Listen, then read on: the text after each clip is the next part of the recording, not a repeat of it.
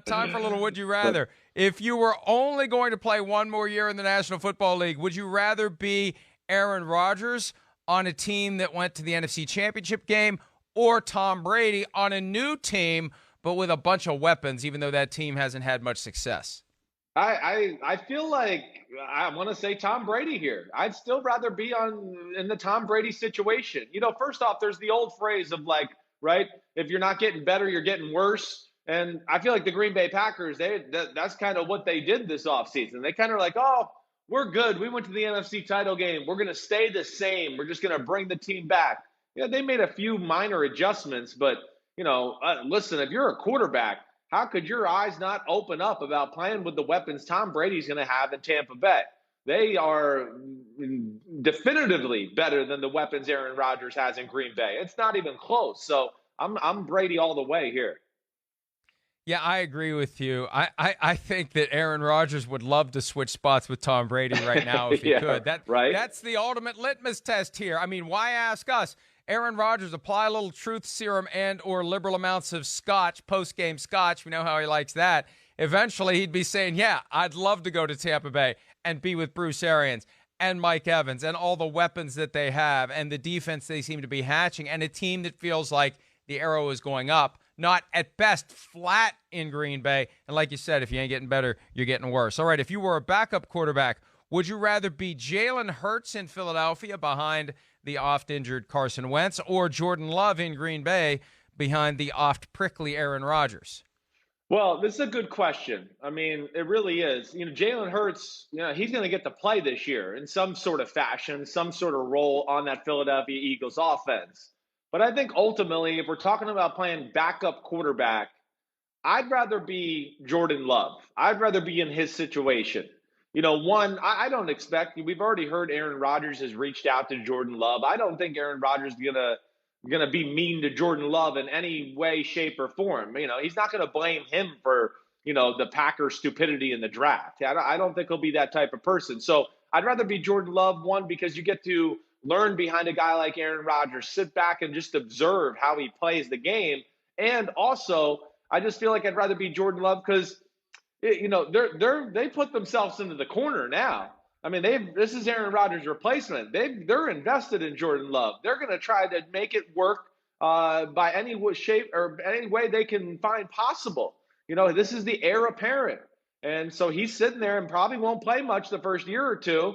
But either way, he's the guy that's going to be taking the reins over. Jalen Hurts, we don't know that yet. Jalen Hurts is a offensive improvement. He is. I don't know if he's necessarily a quarterback of the future for the Eagles. Well, and the thing about Jordan Love, I mean, surely the Packers can't get lucky enough to go from Brett Favre to Aaron Rodgers to Jordan Love. If they pull that off, right? It's rare enough to go from one franchise quarterback in an unbroken chain to the next one. I mean, it was Joe Montana, Steve Young, right? That's it. That's the list. Manning luck. Manning luck, maybe you could say a little bit. It was not unbroken because there was that donut hole year that they stunk enough to get in position to get luck because Peyton Manning was injured. But I'm talking about a continuous or an overlap between these guys. We saw it with Young and Montana. We saw it with Favre and Rodgers. If we see Favre, Rodgers, Love, that will be something. I think I'd rather be Jalen Hurts this year, though, because Jordan Love's just not going to play. Jalen Hurts is going to get a chance to develop, and if he plays well, he'll end up being a starting quarterback somewhere else at some point. All right, one more real quick. If you're Jalen Reagor, the first-round pick of the Philadelphia Eagles, would you rather have the pressure of being picked where you were, or would you have rather gone later in the draft but with less pressure to perform right away? I'll take, option number one, have the pressure of being picked where you were. I mean, first off, you're a first-round pick. That's a very special thing. It's an honor to be picked in the first round by an NFL football team, right? It's an honor. But it is. Yes. It's something you can have on your resume for the rest of your life to say, wow, I'm a first-round pick. It's more money. Yes, there's more pressure, but it also means they're going to, have a bigger section of the playbook to get you the football too. So I'd rather have that pressure of being the high pick than the later round guy. But we just saw yesterday when they finalized the fifth-year options for the first-round picks in the 2017 draft, it is a 50-50 proposition. as to whether or not a guy is going to pan out. And it is extra pressure. And I also think, and this is the Michael Thomas factor, there's something that happens to a guy who goes lower than he wanted to go in the draft, and he gets a stick in a place where sticks don't normally go, and it motivates him, and it drives him, and that's what happened. Now, Michael Thomas may have been the same way if he had been a first-round pick, but it's a hell of a lot easier to get yourself lathered up all the time when you constantly are walking around with that list in your brain of all the guys who were drafted before you that you know you're better than.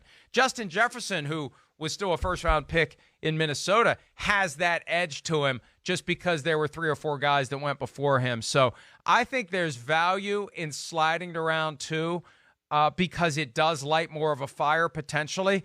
But, I think for me it was resolved when I had the conversation with Joe Burrow a couple of weeks ago, and I said to him, hey, is there a part of you that would rather not be entering the NFL as the first pick in the draft with all the expectations, with all the pressure? Wouldn't you rather kind of be developing quietly? He said, no.